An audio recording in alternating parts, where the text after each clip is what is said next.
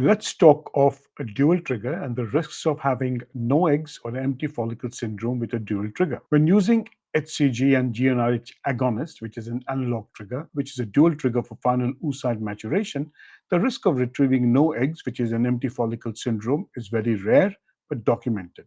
The failure rate of no oocyte retrieval after a dual trigger is low compared to HCG alone or GnRH agonist alone. Dual trigger tends to improve the number of mature oocytes by mimicking the natural LH and FSH, thus reducing the risk of having an empty follicle syndrome. Why do empty follicle syndrome occur? Occur due to one, improper timing or administration of the trigger, technical errors, or genetic factors, and in cases of age and extremely low AMH. The incidence of empty follicle syndrome and a dual trigger represents an optimized approach by combining two triggers to enhance follicular response and getting eggs.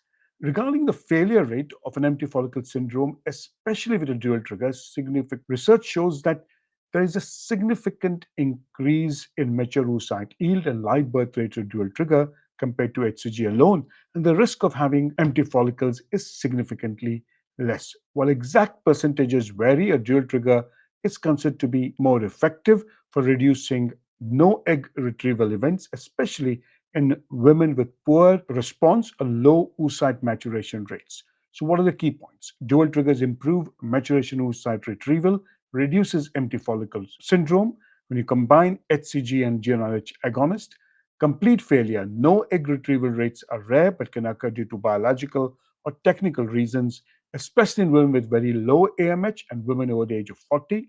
And dual trigger is also associated with improved fertilization and pregnancy outcome. And the risks of finding no eggs with a dual trigger is quite low.